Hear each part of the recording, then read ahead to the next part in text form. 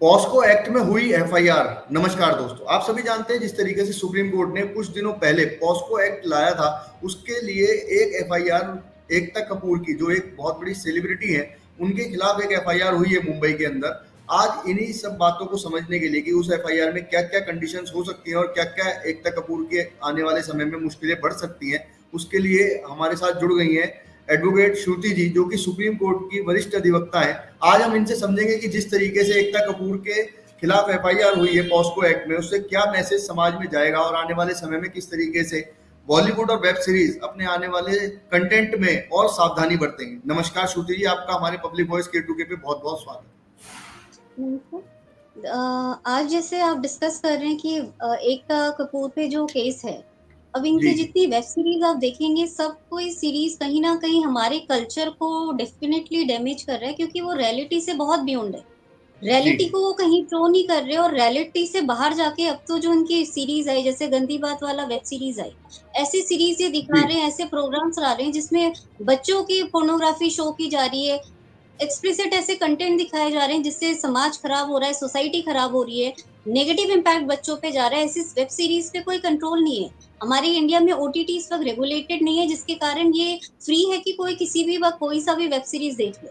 ऐसे में बच्चे जब रॉन्गफुल कंटेंट देखते हैं तो वो डेफिनेटली रॉन्गफुल ही इम्पैक्ट उसका आता है। तो इसी के कारण इतने सारे क्राइम हो रहे हैं, जैसे दिल्ली का गैंगरेप आपने देखा, आपने बंगाल में कोलकाता का केस देखा, ऐसे हजारों केसेस है जिनकी रिपोर्टिंग भी इंडिया में नहीं आ रही, पर केसेस हो रहे हैं, is because of the wrongful content being shown in the web series. तो ऐसे जो रॉन्गफुल कंटेंट थे, उसके कारण इनके अगेंस्ट 3 दिन पहले एक एफआईआर करवाई गई।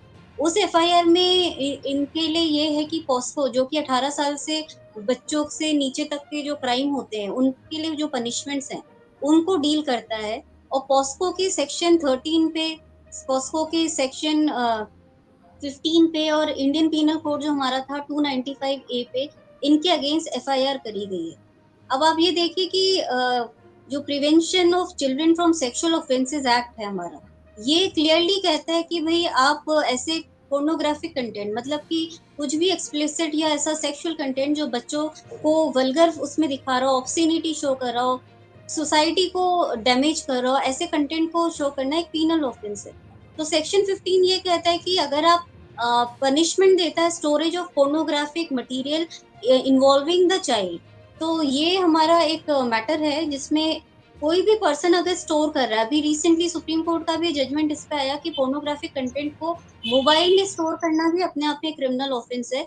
तो अगर आप पोर्नोग्राफिक कंटेंट को आप स्टोर कर रहे हो, उसको डिस्ट्रॉय नहीं कर रहे हो, डिलीट नहीं कर रहे हो, संभाल के रख रहे हो, तो उसको भी संभाल के रखने के लिए 5,000 रुपीज का पनिशमेंट है, और 10,000 का फाइन है। अगर स्टोरेज पोजेशन आप पोर्नोग्राफिक मटेरियल का प्रोपोगेट करने के लिए कर रहे हो, डिस्ट्रीब्यूट करोगे, आपने स्टोर कर दिया और फ्यूचर में आप इसे डिस्ट्रीब्यूट करोगे, तो इसमें आपको पीनल प्रोविजन है 3 साल प्लस फाइन का इम्पोजिशन है।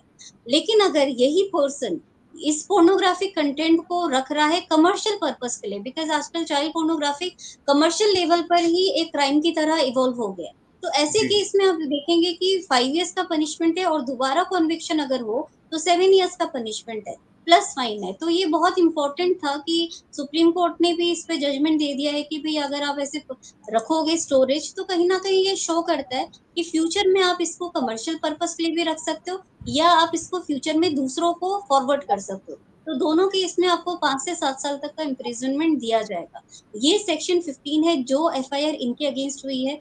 दूसरा है section 13, use of child for pornographic purpose. ये इसी का एक प्रीसीडिंग लॉ है जो कहता है कि अगर चाइल्ड को आप किसी भी फॉर्म में, प्रोग्राम में, एडवर्टीजमेंट में, टेलीकास्ट या टीवी चैनल्स पे, आप इंटरनेट में, इलेक्ट्रॉनिक फॉर्म में, प्रिंटेड मीडिया में अगर आप शो कर रहे हो इन सच अ वे कि वो कुछ ऐसा एक्सप्लिसिट कंटेंट हो जो चाइल्ड को किसी ऐसे साइमुलेटेड सेक्सुअल एक्ट पे डाला जाए, indecent obscene representation of child को, तो ऐसे चाइल्ड पोर्नोग्राफी को भी अपने आप में क्राइम रखा जाएगा। और इसका जो पनिशमेंट है, वो पनिशमेंट हमें पता है कि सेक्शन 15 में 3 साल, 5 साल और 7 साल का दिया गया है। तो ये दो प्रोविजन पर्टिकुलरली एकता कपूर के अगेंस्ट डाले गए हैं। इसके अलावा जो पहले हमारा इंडियन पीनल कोड था, जो भारतीय न्याय संहिता बन गया है, उसमें जो हमारा 295 आईपीसी था, वो कहता था कि अगर आप किसी प्लेस ऑफ वर्शिप को या रिलीजन को इंसल्ट कर रहे हो, तो 295 एक सैक्रेड लॉ है जो कहता है कि रिलीजन या रिलीजन रिलेटेड कोई सा भी प्लेस है उसको आप डिस्ट्रॉय कर रहे हो, डैमेज कर रहे हो, तो उसमें आपको 2 इयर्स का पनिशमेंट दिया जाएगा प्लस फाइन दिया जाएगा। तो ऐसे इंपॉर्टेंट प्रोविजंस हैं जिनका कहीं ना कहीं शो करना या उनको डिपिक्ट करना अपने आप में काफी सीरियस क्रिमिनल ऑफेंस था जिनको पनिश करना बहुत इम्पोर्टेंट था।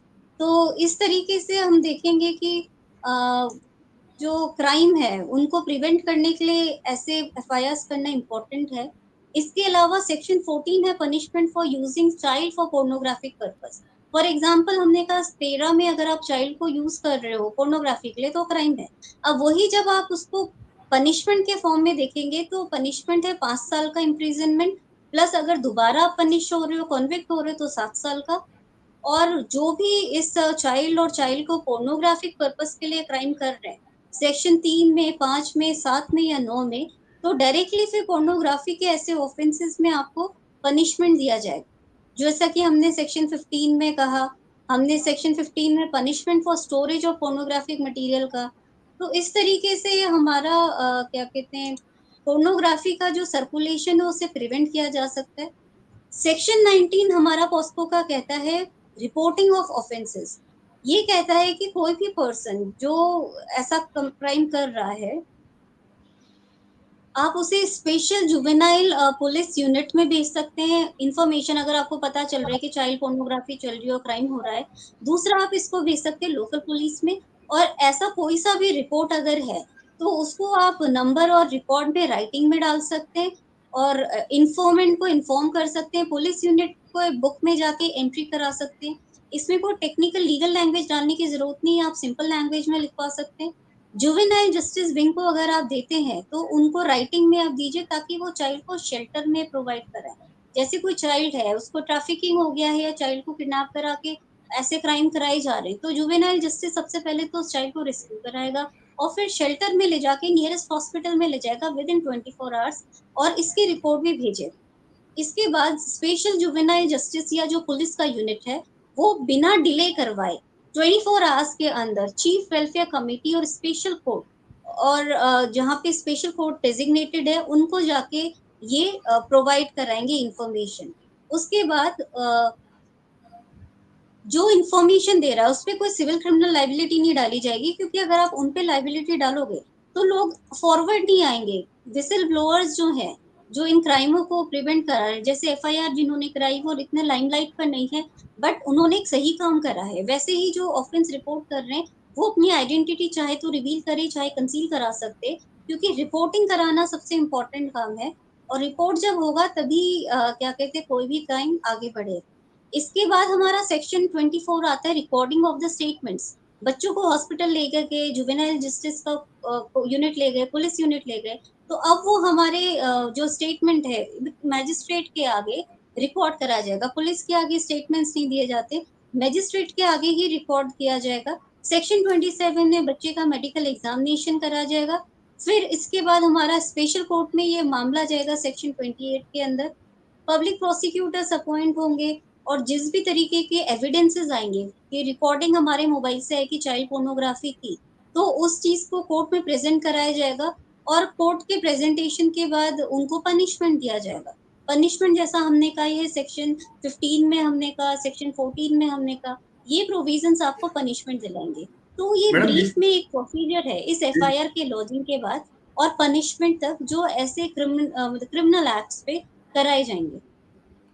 जिस तरीके से आपने बताया कि इन सेक्शंस के अंदर आने वाले समय में एकता कपूर को सजा मिल सकती है, लेकिन क्या जिस प्रॉब्लम की वजह से एकता कपूर के ऊपर एफआईआर हुई है उस कंटेंट को एकदम से हटाने के लिए कोर्ट आदेश करेगा देखिए या वो अभी भी मार्केट के अंदर जो हमारा चलते रहेंगे? ये ओटीटी रेगुलेशंस का जो गाइडलाइंस आई हैं जो 3 टियर प्लेटफॉर्म बनाया है गवर्नमेंट में उसमें फर्स्ट स्टेप में एक कंप्लेंट डालनी पड़ेगी। सेकंड लेवल पर वो उसका पूरा एनालिसिस करवाएंगे एंड देन उन्हें लगता है कि ये कंटेंट पोर्नोग्राफी है तो वो बैन भी करा देंगे क्योंकि अभी रिसेंटली कुछ ओटीटी प्लेटफॉर्म्स को कम्प्लीटली बैन कराया गया है। तो ये कंटेंट को भी कम्प्लीटली बैन करवाया जा सकता है और इसमें जो रेगुलेशन है वो लाए जा सकते हैं। तो यही नेक्स्ट स्टेप है। ऐसा ऐसा माना जा सकता है कि इस केस के अंदर एकता कपूर को कोई सजा जल्दी ही मिलती हुई दिखेगी या इसका कोई डेफिनेटली टाइम देखिए, शेड्यूल? जुवेनाइल जस्टिस में अगर ये कंप्लेंट फॉरवर्ड होती है तो विद इन 6 मंथ्स कोशिश करी जानी चाहिए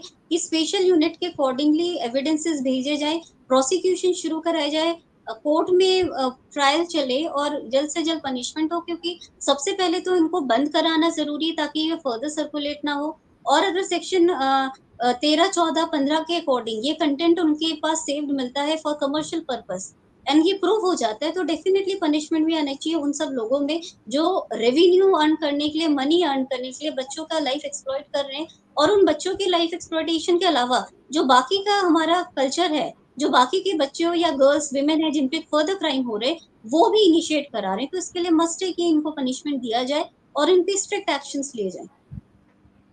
मैडम, जिस तरीके से एकता कपूर के जो ऑल्ट बालाजी है या फिर उल्लू ऐप है, इन सब के ऊपर भी आने वाले समय में कोई इस तरीके का, अगर एकता कपूर के ऊपर कोई भी फाइनल केस का डिसीजन होता है, तो क्या पूरे के पूरे ऑल्ट बालाजी को भी बंद किया जा सकता है या फिर केवल एकता कपूर को ही प्रिजन करके इसको छोड़ा जा सकता ये है? कोर्ट में जब एविडेंसेस प्रोड्यूस होंगे, प्रूफ आएगा कि इसमें एकता कपूर का डायरेक्ट इन्वॉल्वमेंट है या पूरे बालाजी कंपनी का, तो उसके अकॉर्डिंगली कोर्ट डिसाइड करेगा कि किन प्रोविजंस के अंदर किसने स्टोरेज करा तो उनको स्टोरेज का पनिशमेंट दे, इन्होंने इस क्राइम को अबेट करा मतलब सपोर्ट करा उनकी कंपनी को तो उन्हें अबेटमेंट का पनिशमेंट मिले, और किन लोगों ने इसे सर्कुलेट करा तो उसके अकॉर्डिंगली 13, 14, 15 के जो प्रोविजंस है, बालाजी कंपनी और एकता कपूर दोनों पे लगेंगे अबेटमेंट और क्राइम पे, और एविडेंस प्रूफ होने पर इन दोनों को ही पनिश किया जाए।